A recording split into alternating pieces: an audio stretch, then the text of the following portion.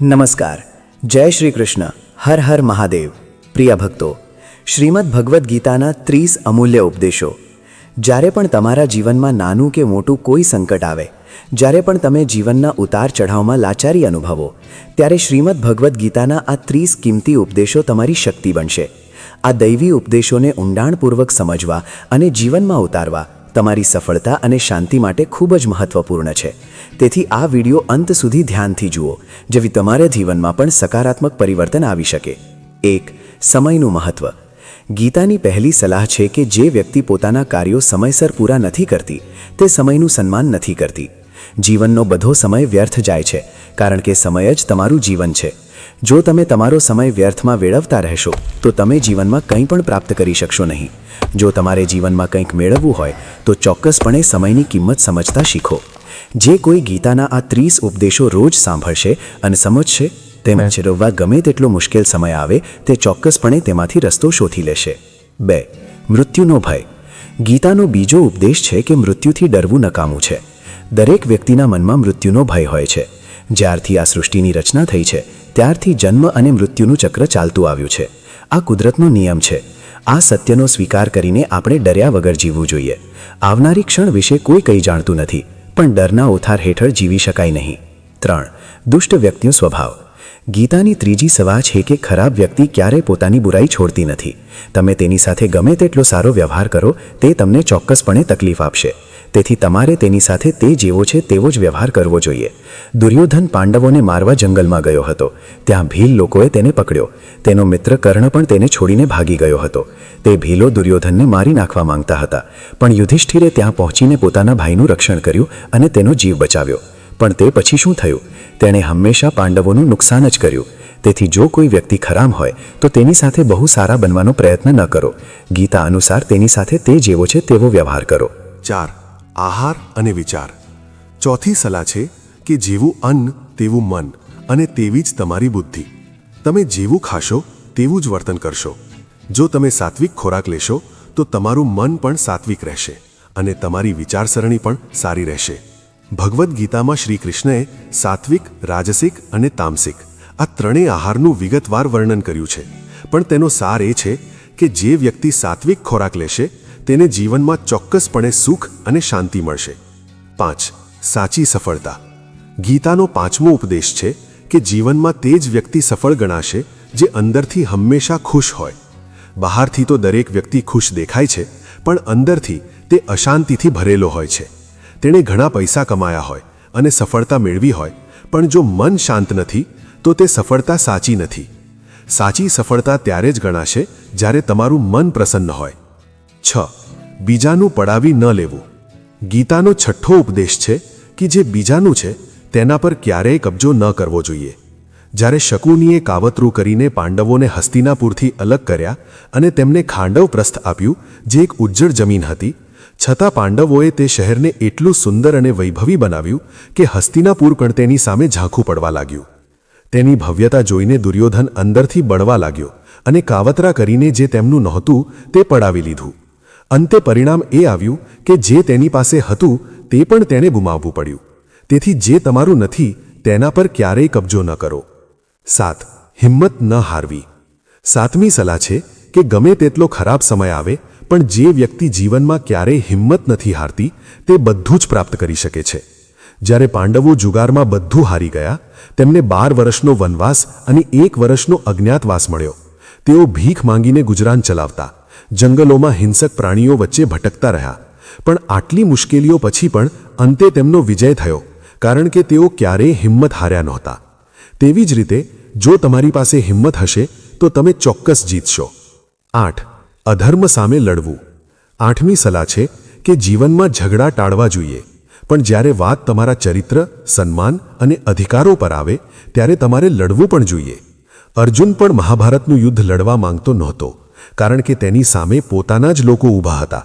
પણ શ્રી કૃષ્ણએ તેને ઉપદેશ આપ્યો કે અહીં વાત લડાઈની નથી, પણ તારા સન્માન અને અધિકારની છે. કૌરવોએ ભરી સભામાં દ્રૌપદીનું અપમાન કર્યું અને તારી સાથે અન્યાય કર્યો. તે ક્યારેય સહન ન કરવો જોઈએ. તેથી જ્યારે વાત સન્માન પર આવે, ત્યારે લડવું અનિવાર્ય છે. અંધવિશ્વાસ ન કરવો. 9મી સલાહ છે કે કોઈના પર આંધળો વિશ્વાસ ન કરવો જોઈએ.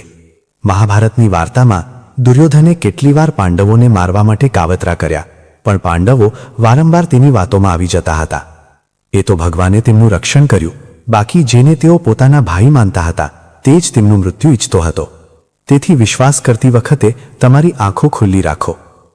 સત્ય અને ભગવાનનો સાથ. ગીતાની 10મી સલાહ છે કે જ્યાં સત્ય અને ભગવાનની શક્તિ છે ત્યાં જ અંતે વિજય થાય છે.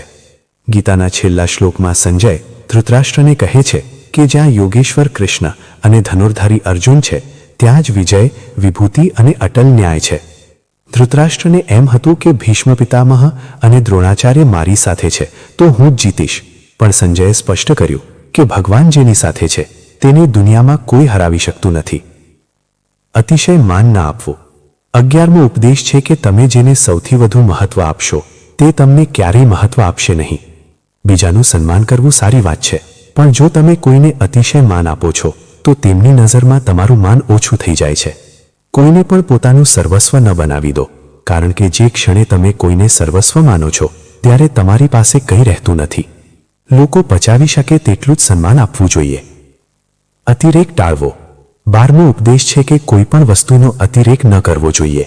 કોઈને બહુ પ્રેમ ન કરો, કોઈનો બહુ દ્વેષ ન કરો. અતિશય ગળ્યું પણ બગડે છે અને અતિશય કડવું પણ નુકસાન કરે છે. અતિશય આરામ, અતિશય ખાવાનું કે અતિશય જાગવું આ બધું હાનિકારક છે. જીવન સંતુલન સાથે જીવવું જોઈએ. કુશળતાપૂર્વક કાર્ય. 13મો ઉપદેશ છે કે દરેક કાર્ય સમજદારીપૂર્વક કરવું એ જ યોગ છે. યોગઃ કર્મસુ કૌશલમ. ઘણા લોકો મહેનત કરે છે પણ સફળતા નથી મળતી. સાચી રીતે અને સાચી સમજણ સાથે કરેલું કામ જ સફળતા અપાવે છે. જે થાય છે તે સારા માટે. 14મી સલાહ છે કે જે થયું તે સારું થયું, જે થઈ રહ્યું છે તે સારું થઈ રહ્યું છે અને જે થશે તે પણ સારું જ થશે. આ એક ઊંડી વાત છે. ક્યારેક આપણને લાગે છે કે આવું મારી સાથે જ કેમ થયું, પણ જ્યારે સમય વીતી જાય છે ત્યારે સમજાય છે કે જો તે ન થયું હોત તો આજે આપણે આ સ્થાને ન હોત. 15. સાચું કોણ? 15મો ઉપદેશ છે કે જે મુશ્કેલ સમયમાં તમને સાથ આપે છે તે જ તમારો છે. બાકી તો બધા મીઠી વાતો કરવાવાળા ઘણા હોય છે. જ્યારે સાચી મુસીબત આવશે ત્યારે જ સમજાશે કે કોણ તમારી સાથે ઊભું છે અને કોણ ભાગી ગયું છે. લોકોના સંબંધો સ્વાર્થ પર ટકેલા હોય છે, તેથી જે નિસ્વાર્થ ભાવે પડખે ઊભો રહે તે જ સાચો મિત્ર. 16. કોઈનું દિલ ન દુભાવવું. 16મી સલાહ છે કે તમે કોઈને મદદ કરી શકો કે નહીં, પણ ક્યારેય જાણી જોઈને કોઈનું દિલ ન દુભાવો. જ્યારે તમે કોઈને દુઃખ આપો છો ત્યારે યાદ રાખજો કે તમારે પણ તેવું જ દુઃખ સહન કરવું પડશે. 17. ક્રોધનો ત્યાગ. 17મી સલાહ છે કે જે વ્યક્તિ નાની વાતોમાં ગુસ્સે થાય છે તેને જીવનમાં ક્યારેય શાંતિ મળતી નથી. ક્રોધિત વ્યક્તિને બધા છોડી દે છે અને તે હંમેશા પીડામાં રહે છે. જો શાંતિ જોઈએ તો ક્રોધ પર કાબૂ મેળવો. 18. વધુ પડતો મોહ. 18મો ઉપદેશ છે કે તમે દુનિયામાં જેટલો મોહ રાખશો તેટલું જ તમે દુઃખ અને પીડાનો અનુભવ કરશો. 19. નસીબનું મળે જ છે. 19મો ઉપદેશ છે કે જે તમારું છે તે તમારી પાસે જ રહેશે અને જે તમારું નથી તે તમારી પાસે ક્યારેય નહીં આવે. જે વસ્તુ નથી મળી તેના માટે રડવાનું બંધ કરો. જે તમારું હશે તે ગમે ત્યાંથી તમારી પાસે આવી જશે. 20. મનની ગુલામી. 20મી સલાહ છે કે જો જીવનમાં સુખ જોઈએ તો મનની ગુલામી છોડી દો. લોકો મનના કહેવા પ્રમાણે ચાલે છે એટલે ખોટી આદતો છોડી શકતા નથી. જે તમારા માટે યોગ્ય હોય તે કરો, મન જે કહે તે નહીં. 21. આળસનો ત્યાગ.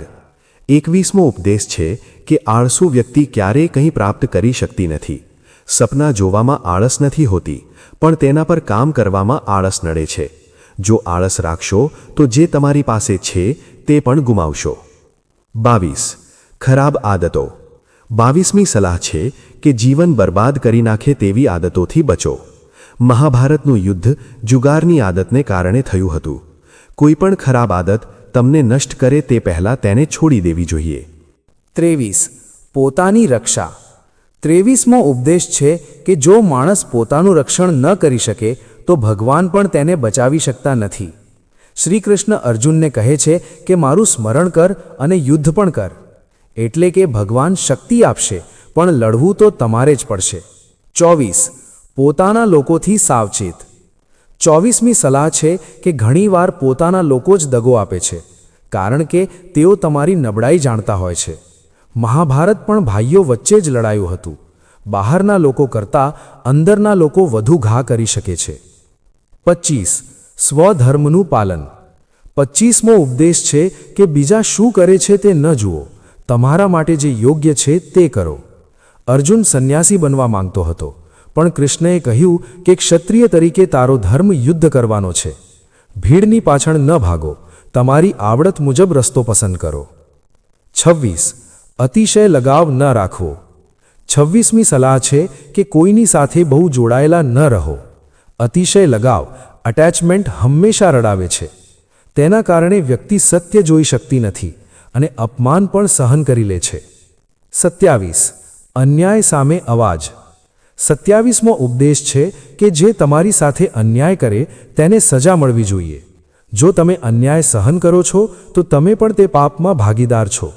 અન્યાય કરનારનું મનોબળ વધવા ન દો. 28. વર્તમાનમાં જીવો. 28મી સલાહ છે કે ભૂતકાળ અને ભવિષ્યની ચિંતા છોડીને આજે જીવો. ભૂતકાળ અને ભવિષ્ય માત્ર મનમાં છે, હકીકત તો આજની ક્ષણ છે. 29. મારું હોવાનું દુઃખ. 29મો ઉપદેશ છે કે બધા દુઃખોનું કારણ કોઈ વસ્તુ કે વ્યક્તિને મારી માનવી તે છે.